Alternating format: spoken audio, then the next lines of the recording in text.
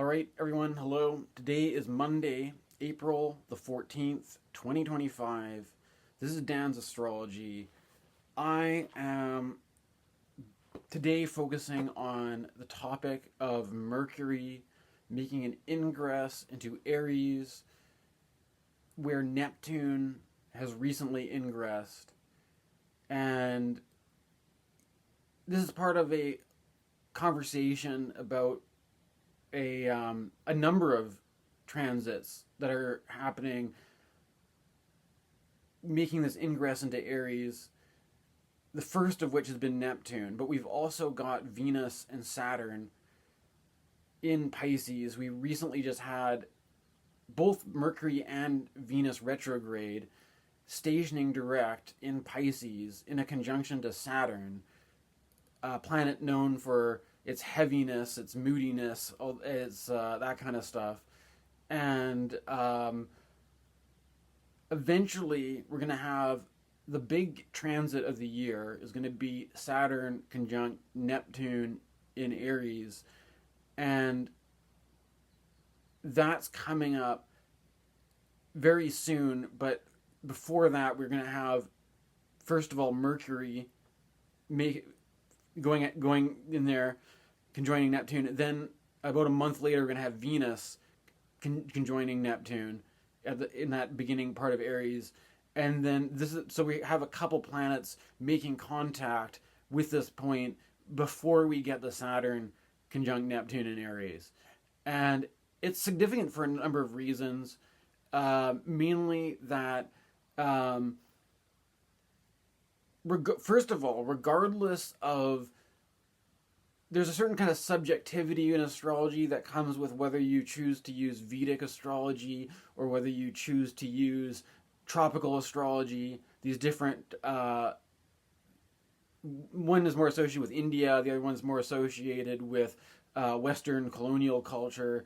And nonetheless, the commonality is that regardless of whether you do tropical or Vedic, what you're going to have is the planetary conjunctions are still going to be major timing points that happen that are independent of any sign association, significant alignments,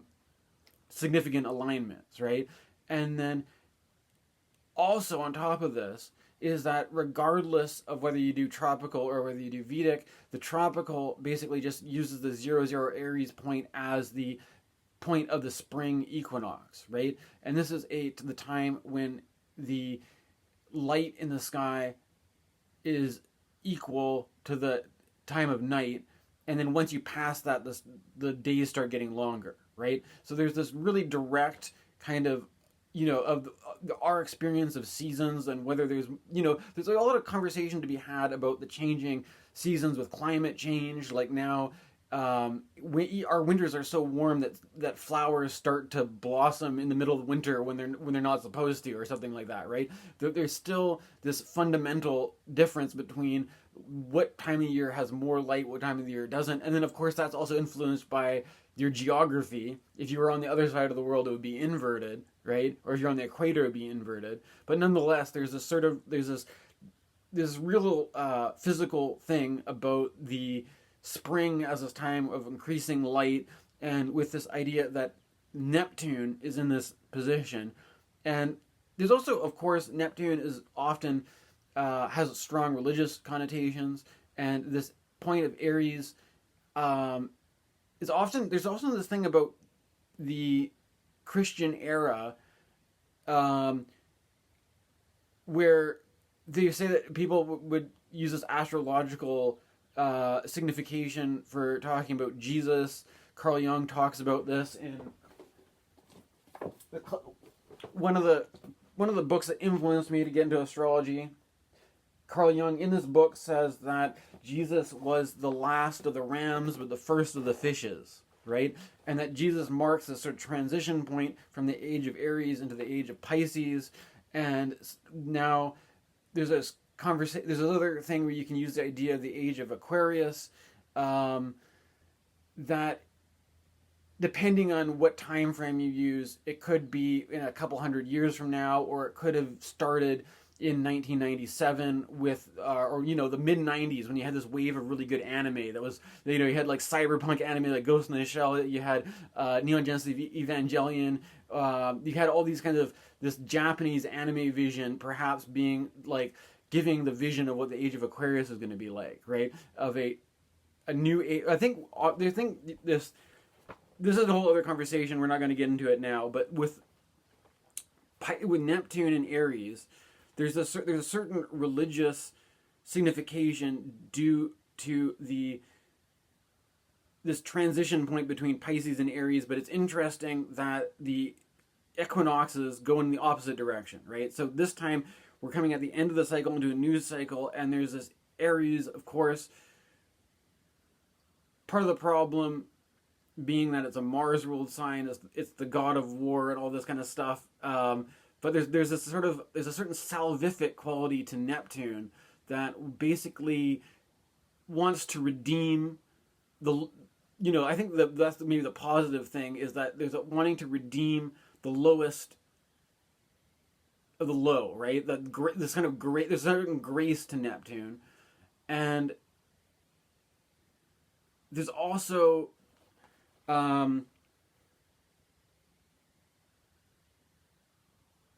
there's something about all this where you consider this dynamic where you've got Mercury, the messenger, the communicator, in Pisces, where it's in particularly bad dignity, because in Pisces it's both in its fall and its exile, its depression, and it's also in this recent transit. It was just maybe the influence of Venus in Pisces helps, because Venus is exalted, and then Saturn is a malefic. So you've got this dynamic with Saturn, Venus, and Pisces, and them all going through a retrograde and stationing direct. That maybe not without its silver linings, but still a bit of a bummer, and still kind of emotional, kind of emotionally heavy. And there's this kind of thing about the fact that we're heading into an election here in Canada, and I've been thinking about whether or not to make a video about this, or whether it's even appropriate to go all super political in what approach am I going to be taking to making astrology videos, basically, right? And that there's something about this Mercury in Pisces that's feels very emotional, feels very cloudy, feels very not seeing things straight or something like that. And then into Aries, there's going to be eventually, as Mercury moves away from this lineup, this big kind of traffic jam around the introduction into Aries, then eventually Mercury is going to move away from that, and then once we get Mercury in Taurus, Mercury's still going to be afflicted, because at that point in time it'll be in a square to Mars in Leo, right? And we will also have this, because the important dynamic to talk about is that the ruler of Aries, Mars, is in Cancer. Again, Mars in Cancer, known for being there's a certain emotional resonance to do with, it's very sentimental and attachment and mother and family and home and all this kind of stuff, and like children, and there's something that you want to keep the hostility or the anger or the conflict of Mars out in where it belongs, and not mixed up with that stuff. But then when we get Mars out of Cancer, we're going to have Mars opposite Pluto soon, which is another pretty heavy, we're in this kind of moment where to do astrology, I'm looking forward at the Canadian election. And if you look at when the election is timed at the end of the month, and then when you have this Mars opposite Pluto, there's obviously going to be a strong Mars opposite Pluto dynamic to this Canadian election.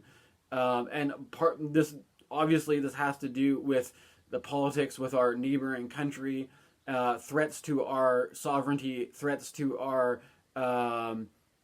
existence as our own nation, right? And there's, not to mention all the other political things going on in the world, not least of which is the threat of war, right? or the wars that are already happening. And there's something about all this which I've been slowing down a little bit with this channel, partly due to the fact that one of my pets just passed away recently, but the pet lived a long, healthy, happy life, and we just, if anything, we just got maybe a couple more years in after the old age health problems just started to show and whatnot. So there's not really, it's just kind of, it's nothing, I can't imagine what it'd be like to have loved ones dying in war, right? I mean, I have to grieve over it's kind of like, I feel kind of privileged in the fact that I have to deal with grieving over my pets and all these kinds of things. But in the sense of what politics means is really, when you get down to it, the politics of, the existential threat to your own sovereignty and your own, like, how do you manage that with whatever the pressures to, spend money on, military and defense and all this, or what does it mean to be a pacifist if you don't want to do that, and all this kind of thing. There's, there's something about,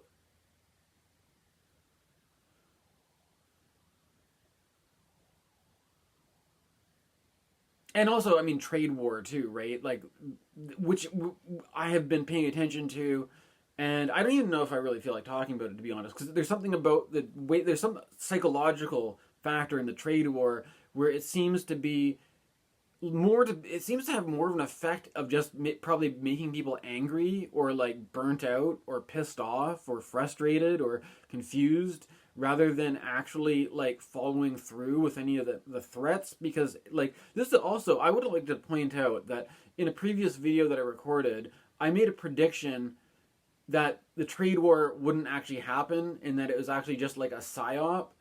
And that, based on the fact that it seems to be, there seems to be a recurring pattern where it's infinitely postponed, right? Like or it's only in place for a couple days and then it's postponed. And then it looked for a little while like it was just going to be against, like, they're going to focus most of it on China. But then following that up with like, they're going to allow an exemption on smartphones and computers and stuff. And that's sort of like, I mean, doesn't that defeat the purpose in a way? Like, the whole point is that the economy, a lot of people spend a lot of money on things like smartphones and computers and technology, and you want to bring the manufacturing back. But if you put tariffs in place and nobody could afford smartphones, what happens if everybody's smartphone breaks, and then you're putting all this money into this like AI tech infrastructure that's going to like spy on everybody all the time, and now nobody can afford a phone. And so it's only spying on the most rich people that could actually afford the technology. And then you're just a bunch of poor people who the whole surveillance state is useless for, right? It's like, that's not going to do you any good. So you got to keep the phones really cheap. And in order to keep the phones really cheap, you have to, make use of these foreign, sweatshop labor factories that you wouldn't want to work in, right? So then you can have your ongoing, every year you break every year you have to buy a new phone, because instead of building something that has technology that can last a whole lifetime, we just have to have this ongoing disposable consumer culture where we also treat our labor force as if they're disposable. We don't have any reason to invest in their healthcare. They're just a bunch of disposable people that we're just going to that's basically, this is the basic. We treat the world like garbage. We treat people like garbage. We treat our own technology like garbage, right?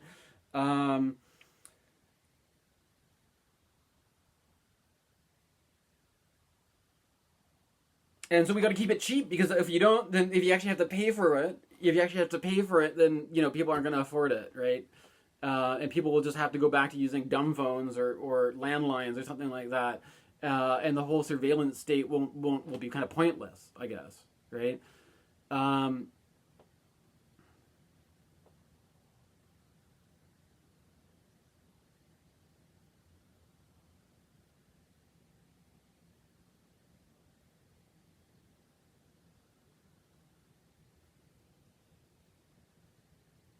So yeah, I mean, the whole thing about this is, in my approach to doing this video, I was thinking about, rather than talking about the election too much, rather than talking about this trade war too much, this kind of thing about how it's a time where this, if you use tropical astrology and factor in all this water that's happening, it's not a good time for rational discernment of what's going on. And there's something about this Neptune Mercury conjunction in that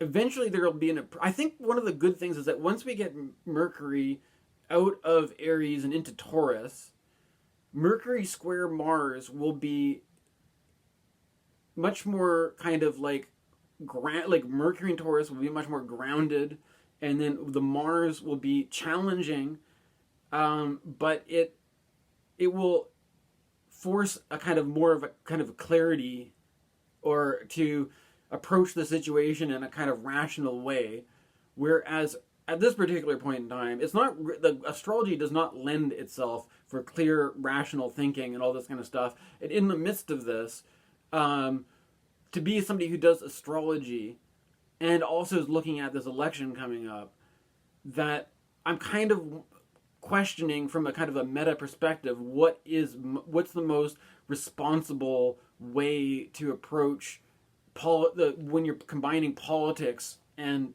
trying to do divination work, right? And making public content, right? Because I think I did watch a video recently from a popular YouTuber named Contrapoints, who basically criticized, I mean, they were trying, I think because they were sympathetic to the fact that they're a trans YouTuber and there's a lot of queer people that like astrology, and they didn't want to like throw astrology under the bus, but they were also criticizing this kind of like conspiracy culture and basically seeing astrology as this kind of like non-rational conspiracy theory kind of culture thing that should not be mixed up with politics.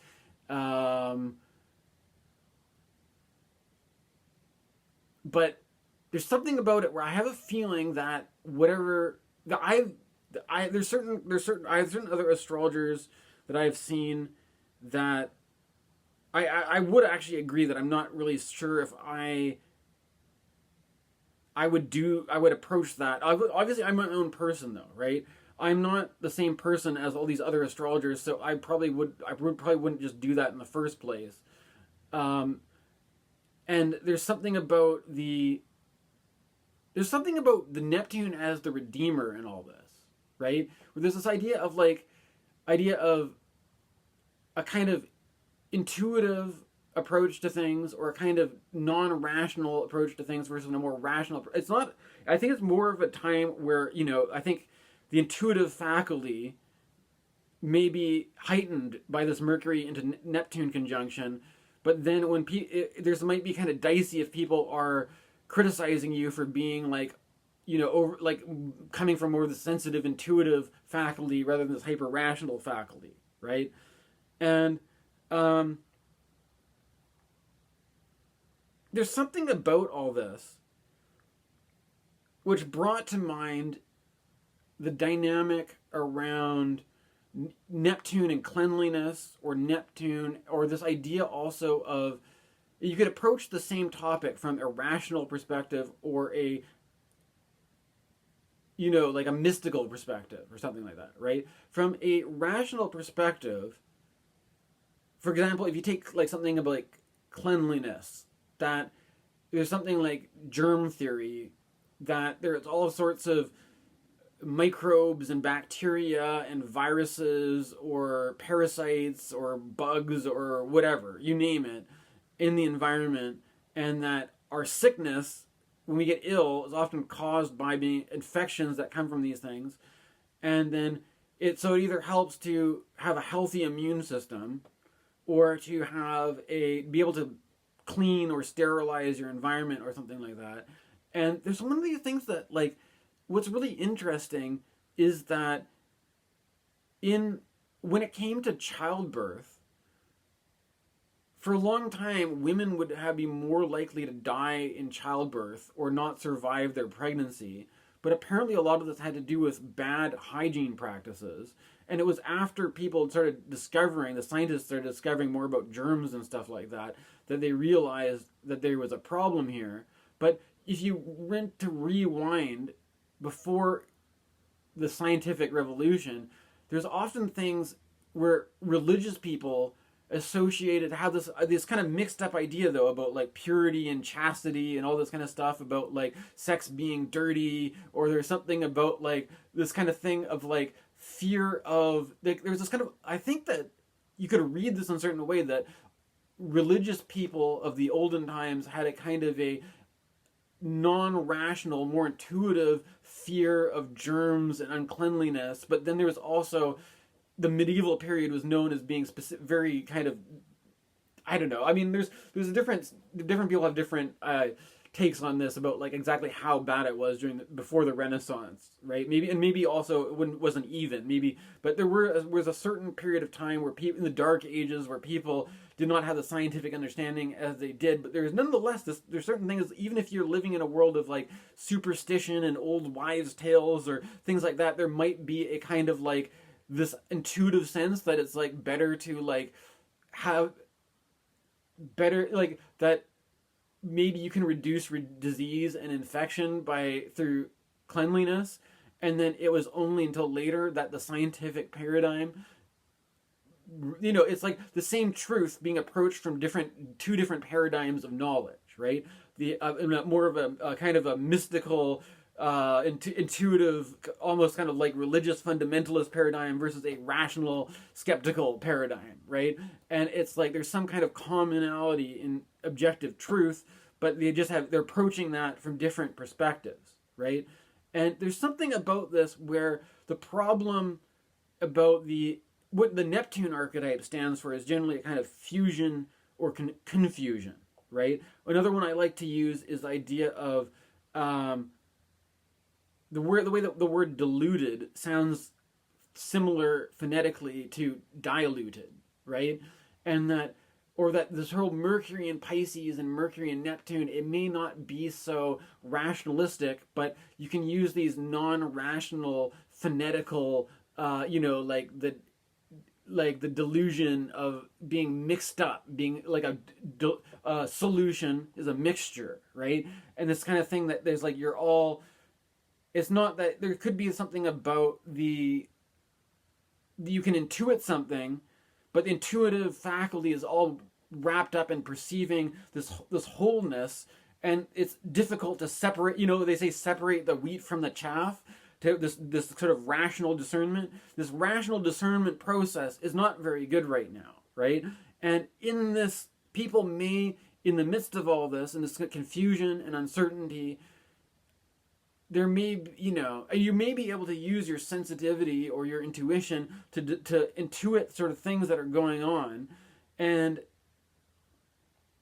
okay, I'm going to give you an example that I've been writing a Substack blog, and it's really weird because there's something about I don't know.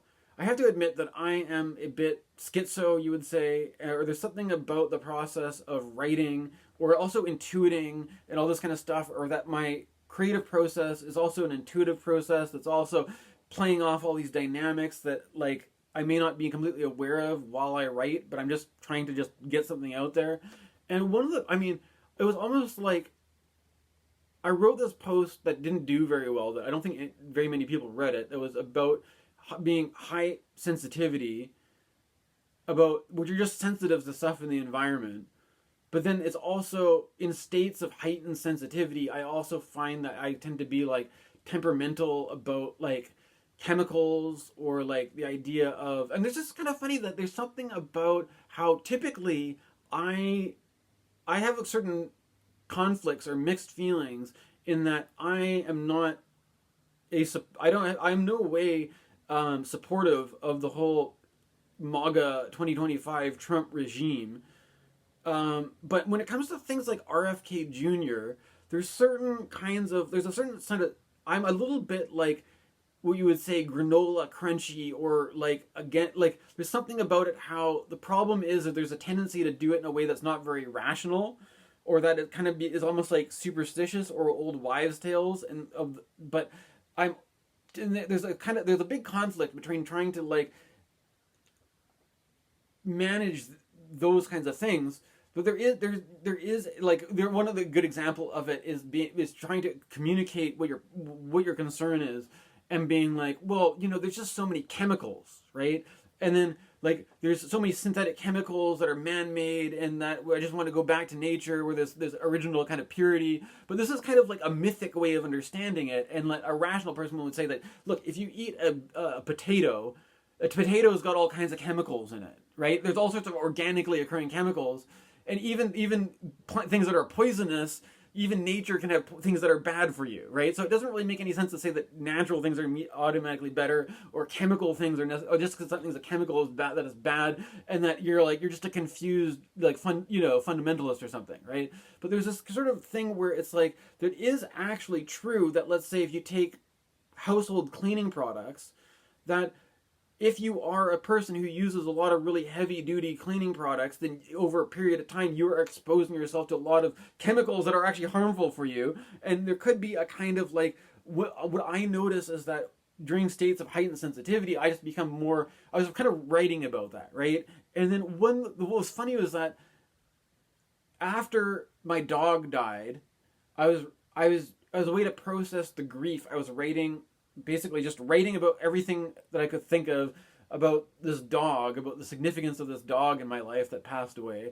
And then as I was doing this, my sister, she's been house sitting for a friend who's away right now, and she came back though, and she came in and commented on like me, oh, you're just typing away, and then she had to do some things in the garage.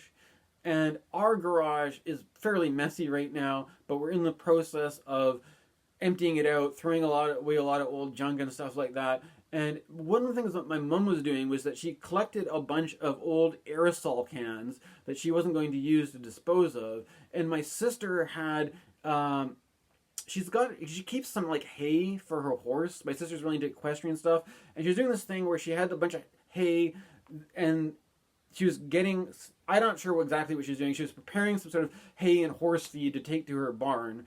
And in the process of doing this, she lifted something up and set it down on this box full of aerosol spray cans. And the weight of it started pressing this spray. And then what happened was, it took me a while to figure out what this was. I ended up kind of, because I was in a state of kind of like feeling a little bit sensitive, I was a little bit like, oh my God, like something you're also, I think there's a certain kind of, I don't know, struggling with being schizo where you get a little bit of hypochondria or something, and you're like, what the hell is this smell? Why is our garage smell like this? What happens if I inhale these fumes? Am I gonna like die or something? And then it turned out to be like carburetor cleaner, like really heavy duty things that you'd clean out your car, and it's like it smelled really chemically and gross. And then I was just kind of like, what the fuck's going on, right? And then so eventually we figured, like, my sister was like, oh, it must have been, like my sister texted my mother, and like they talked to each other and they figured it out. And then eventually we cleaned. But there's something about Neptune and Aries where it's kind of like it's like you're kind of like unconsciously make this mistake, and it's like suffusing the environment with this like toxic chemical thing that's just kind of like, for whatever reason, this seems like but what's interesting though is that once that thing resonated with what I was trying to say about being like, for some reason I was motivated to write a post about chemicals, right? Or to being like one of these things that you get when I was having a, back when I used to have mental health crises that were more trouble for me anyways, I would often get kind of hypochondriac about all sorts of chemicals or odors, or, I think there's some people that are like autistic. It could also just be that I have undiagnosed autism or something like that, but you're very like sensitive to scents, and you're very sensitive to like if there's something in a cleaning product that might be harmful to you, you're sensitive to it. And for a period of time, I did a lot of stuff in these like spiritual emergent support groups to try to do a kind of peer support group that wasn't so bogged down in the psych system. And a lot of the people involved in this had this kind of thing where they wouldn't live with a Wi-Fi router, right? They were very. Then the kind of part of the problem was that people kind of ended up getting into this direction that was like there were a lot of people that would have been very sucked into that whole like anti 5G thing.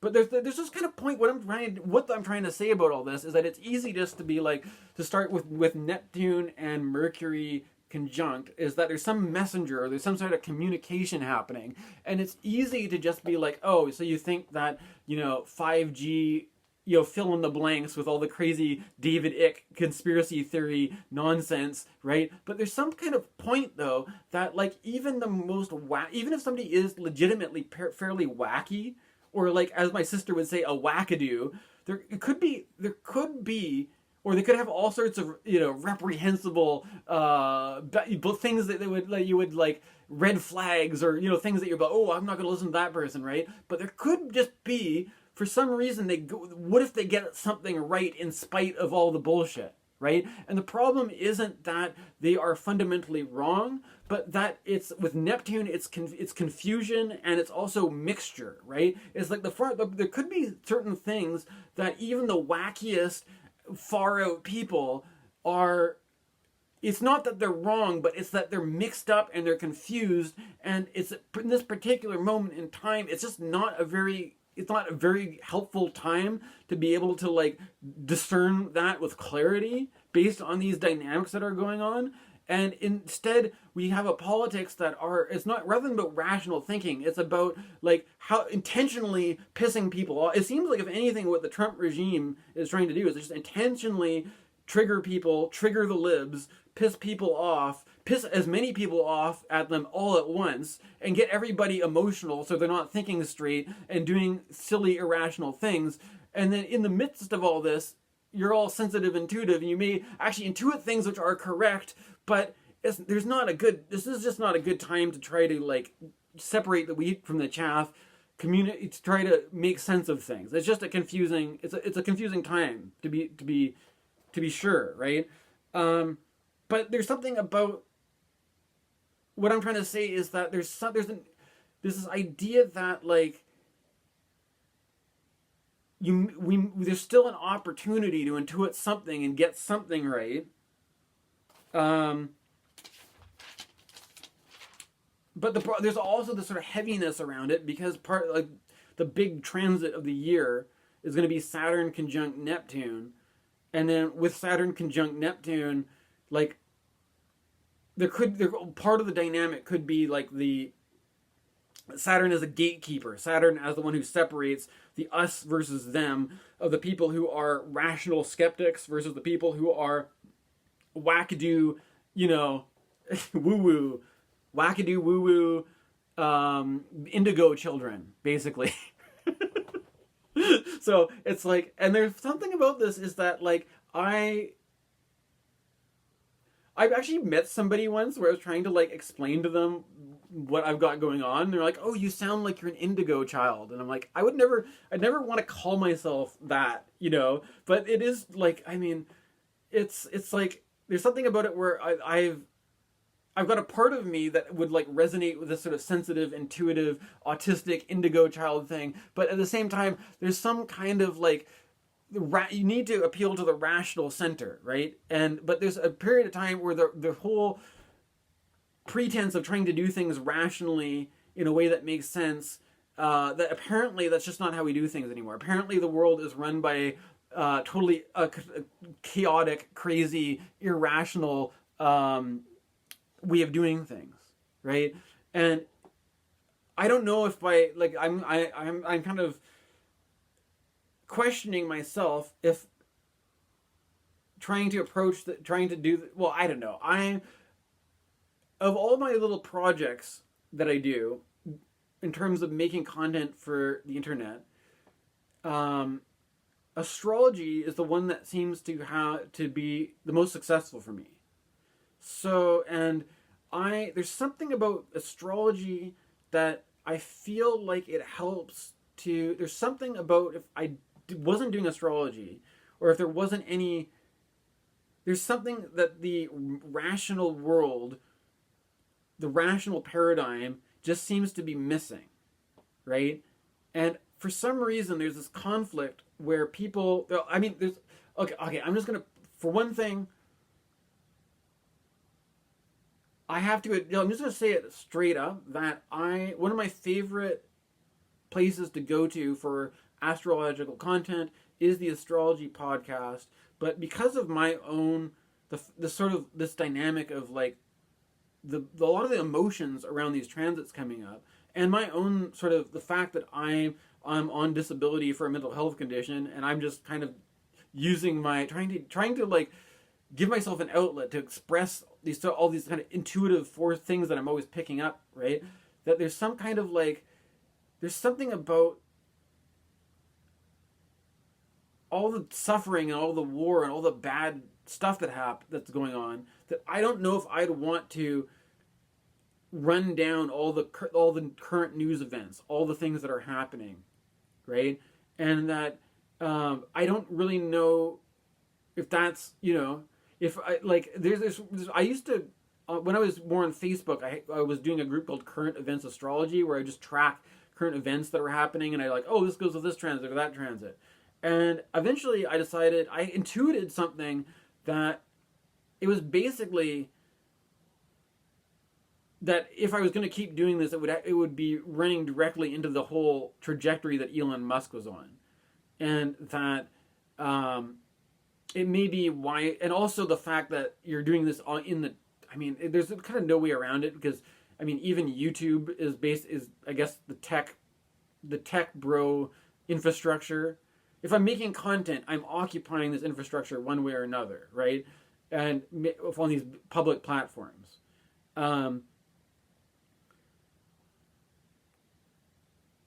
Anyways, for all these reasons, I decided not to do that kind of astrology. And that one of the good things about astrology is that you can apply it to so many different things in life. You don't necessarily need to apply it to politics. And I think there's something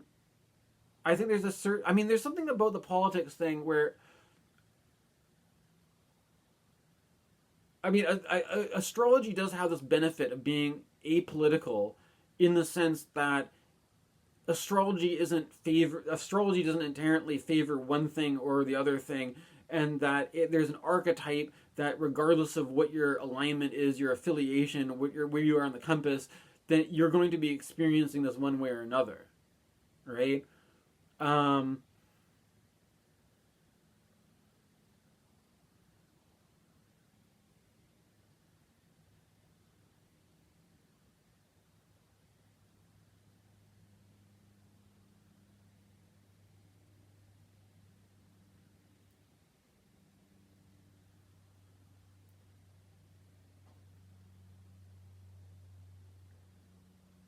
I mean, another thing to take into consideration, of course, too, is that Canada has, if you look at Canada's national chart, that has Neptune in Aries, and so over the next 15 years or so, we're going to have Canada having a Neptune return, right? We just recently had a Pluto return for America. Now we're going to have a Neptune return for Canada, and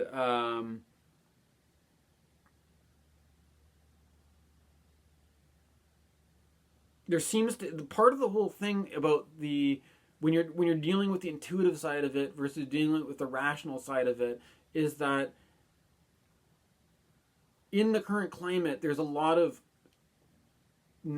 Canadian nationalistic sentiments that have been stirred up by this whole dynamic of the need for Canada to support our sovereignty. And I think with Neptune, this is part of it, right? It'll also do. There's something about it with. It's obviously there's a certain fantasy about it, or kind of idealism of what the image of Canada represents, and that how we want, we want to retain our own sovereignty, even if. But there's this kind of problem of obviously late stage capitalism, basically, right?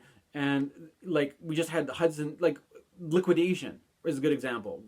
The oldest company in Canada was a Hudson's Bay company. It just recently got liquidated, right? And that basically all these old institutions that define our culture are basically being eaten up by capitalism, right? And that, is Canada going to be able to survive this or not, right? And I think that's another, there's something about Neptune where it's sort of like, like you could go and buy, there's like a Tim Horton, your closest place to get like a coffee and a donut is a Tim Hortons, which uses all this Canadian branding, but it was a Canadian company that got bought up by the same multinational conglomerate, whatever it is, that owns Burger King, right? And so it's like you have what was once a Canadian business that is just bought up by by something that is not Canadian, and like even Canadian Tire. I don't know. There's all these there's all this kind of thing where it's like where you start to like, you're going to be like, get your whole your whole patriotism or your whole national identity being hollowed out by the forces of capitalism, right? And does it even mean any? I think that's kind of like the tension between Trudeau and Trump was kind of around that, or the whole debt economy. That we don't know. There's certain things about this too, which is like Neptune, the Redeemer. There's something about this forgiveness, forgiving debts, or are you just going to go bankrupt or default or not pay back your debts or something like that, or are you? There's something about the Neptune archetype and this whole or this image that's an illusion, right? That you put a Canadian flag up, but what if it's just like a multinational corporation that when we have a company in this country, we pose as being nationalistic, but we have companies all around the world doing the same thing, and we're sucking all the money out of the economy. Where you could have a local business where you have a mom and pop shop where people are making coffee and donuts, but that's all been eliminated by really shitty fast food companies, right? Like, and I think there's some kind of thing where the Redeemer, like there's some kind of like, if you want to just get really into the Neptune Redeemer archetype, there could be, even in the mess of all this, there could be there's something redeemable about what this politics is trying to do, in that they want to take, this, where you live in this consumer, cheap clothes, fast food, disposable labor, all this kind of stuff. Like, the temporary migrant workers is kind of like, it's not that, you could steel man the argument against temporary migrant workers, that it's not that we don't want to give migrants an opportunity, but rather that we don't want to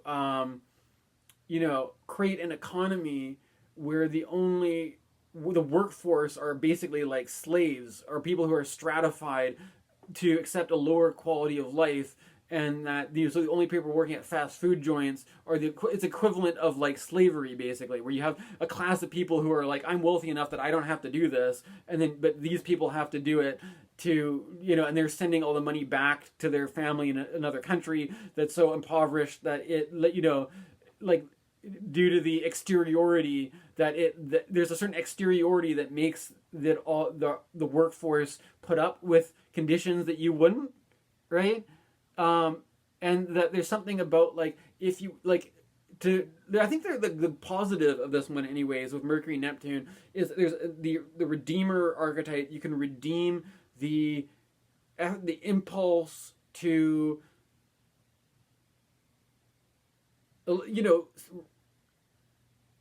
save manufacturing from sweatshop mentality, which and the best possible way to do this is in a way that it's not actually against the sweatshop workers, but rather you're giving the people who are the most exploited the opportunity to demand a better compensation from their employers, to start to even out the disparities of economic equality, right? Because basically we just have a system where the poorest people are kind of like slave workforce, and then the most wealthy people are, there's this whole thing about productivity, right? Where where there's this whole kind of thing where we want to like eliminate inefficiency and we just want to be really productive. But technically, if you were to be a wealthy person and you had a bunch of money and you were to like move a bunch of stocks from one bank account to the other, and let's say you just made a whole bunch of money on the stock market and then you withdrew it, then you could be essentially, I mean, what you're doing the job of capitalism, of moving money around, but you're not really contributing anything. But because you make a bunch of money, that money is fungible for all these goods and services. You've just did a whole year's work in one day because you made one smart move, and then you get to go like drink pina coladas on the beach and be like, and then you get to say like, oh, now we just need to like eliminate all these useless people because they're like all these hardworking people that could be considered to be useless because they're in debt, but you're not in debt because you're smart. You made your whole life's work on just one deal, and then you get to retire, and then you get to have a stuck-up attitude against all these unproductive people, right? Like this is how it's kind of crazy that's how it works. But like, I don't know. Maybe this is just a big mess, but you know what I'm trying to say? It's like I think that there's some kind of like there's some kind of like I don't know. The best way to play it is I think that there's some kind of like redemption of the people who are the most confused, the people who are most disoriented, the people who are most emotionally reactive, the people who seem like they're wrong, maybe, or even in our mistakes, right? Or there's something like about where we do things that are unconscious, where you're writing something and there's all these like. W.H. Auden said we're lived by powers we pretend to understand, right? There's all these forces that go into influencing the thing that you're doing, and in the midst of doing them, you may not even be aware of half of them. But then in the aftermath, you can go and like see like, oh, okay, I must have just been like intuitively picking up on all this other stuff. And that I now in hindsight I can go back and be like, oh right, okay, I guess I was just like sensitively, intuitively picking up on this thing, right?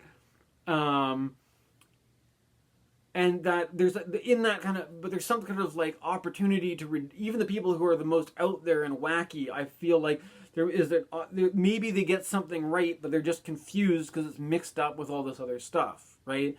And I think. I'm just going to leave it at that for now. I think this is the best we can do with this Mercury-Neptune conjunction.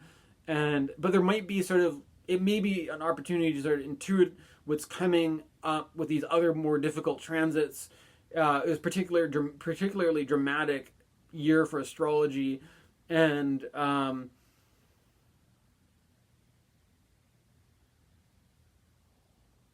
yeah, I don't know. Thanks for watching. Thanks for supporting the channel. Please like and subscribe. Stay tuned for next time.